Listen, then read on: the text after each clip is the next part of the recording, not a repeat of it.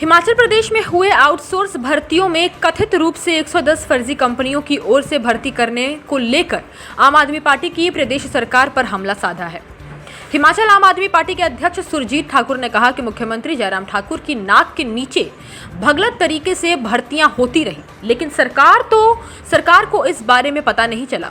ठाकुर ने कहा कि इससे पहले भी पुलिस भर्ती पेपर लीक मामले को लेकर सरकार अब तक चुप्पी साधे हुए है। उन्होंने मामले की सीबीआई जांच करने की मांग उठाई है। हिमाचल आम आदमी पार्टी के अध्यक्ष सुरजीत ठाकुर ने कहा कि लंबे समय तक फर्जी कंपनियां आउटसोर्स पर भर्तियां करती रही, ऐसा बिना सरकार के शह के नहीं हो सकता। उन्होंने कहा कि अब नीति बनाने के समय इस फर्जी वाड़े का खुलासा हुआ है। उन्होंने प्रदेश सरकार पर प्रदेश के युवाओं के साथ धोखाधड़ी का आरोप लगाते हुए मामले की सीबीआई जांच कराने की मांग की। वहीं देश के प्रधानमंत्री नरेंद्र मोदी के हिमाचल दौरे को आम आदमी पार्टी ने राजनीतिक करार दिया। उन्होंने कहा कि चुनाव से पहले प्रधानमंत्री नरेंद्र मोदी लोगों को गुमराह करने के लिए हिमाचल आ रहे हैं। अगर सरकार ने लोगों के लिए कुछ किया होता तो उन्हें इस तरह चुनाव से पहले हिमाचल चलाने का जरूरत नहीं पड़ती।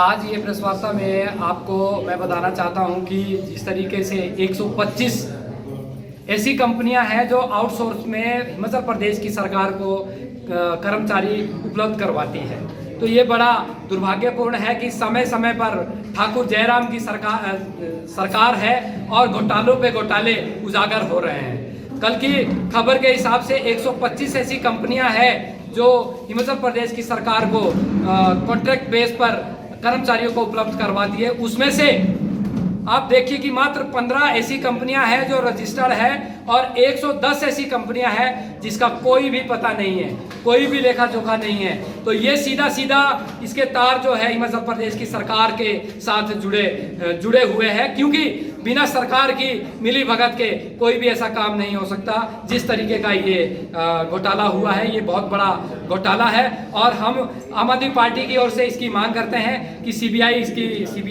मांग होनी चाहिए। उच्च स्तरीय इसकी कमेटी के लिए कमेटी का गठन होना चाहिए ताकि निष्पक्ष जांच हो और ये जांच के रिजल्ट भी इस चुनाव के पहले आ जाने चाहिए। जिस तरीके की मुस्तैदी ये लोग आम आदमी पार्टी की जांच करवाने के लिए करवाते हैं, सीबीआई और ईडी को रातों रात 24 घंटे इन्होंने काम पे लगा रखा है। तो मैं आज आपके इस चैनल के माध्यम से बताना चाहता हूं कि उतनी ही मुस्तैदी से ये जांच होनी चाहिए कि ये 110 कंपनियां हैं किसकी, इसका मालिक कौन है। और जिस तरीके से ये 27,633 आउटसोर्स कर्मचारियों के साथ घोटाला हुआ है, उनका शोषण हुआ है, उसकी भी जांच होनी चाहिए। जिस तरीके से 30% तक की कमीशन खोरी ये ठेकेदार करते हैं, ये सीधा पैसा या तो मंत्री जी को जाता है या मंत्री जी के चहितों के लिए जाता है, तो इसकी जांच होनी चाहिए। ये करीब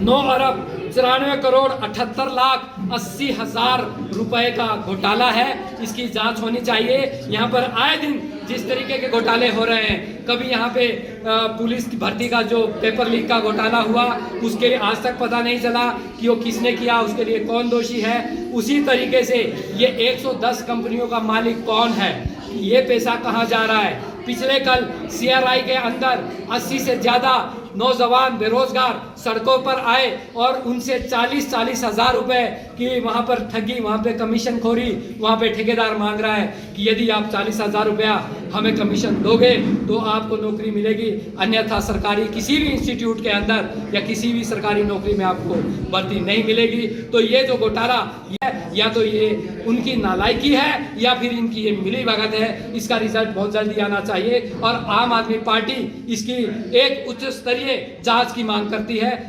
और यदि ये रिजल्ट, इसका डिसीजन चुनाव से पहले नहीं आता है तो ये सीधी मिली भगत भाजपा की है और ये हिमाचल प्रदेश की जनता को डिसाइड करना है कि उनको इस घोटालेबाज सरकार को सपोर्ट करना है या फिर आम आदमी पार्टी को सपोर्ट करना है। कि दिल्ली में जिस तरीके से पिछले 5 साल से कॉन्ट्रैक्ट भर्तियां बंद हो चुकी है, सीधी सरकारी नौकरी लगती है किसी भी बेरोजगार की, और ये कॉन्ट्रैक्ट वाला जो सिस्टम पूरा खत्म हो चुका है। तो इस बार हिमाचल प्रदेश में आम आदमी पार्टी को सपोर्ट करें, और जिस तरीके की ठगी, जिस तरीके का छलावा ये हिमाचल प्रदेश के बेरोजगारों के साथ हो रहा है, इससे बचने का एक ही मात्र रास्ता है, एक ही मात्र पार्टी है, वो है आम आदमी पार्टी। उसको चुनिए, उसको हिमाचल प्रदेश में लाइए और इन घोटालेबाजों को हिमाचल प्रदेश से हटाइए। मंत्री जी हिमाचल प्रदेश आ रहे हैं तो उनका प्रधानमंत्री होने के नाते स्वागत है, पर जब भी वो हिमाचल प्रदेश आते हैं तो सिर्फ और सिर्फ चुनावी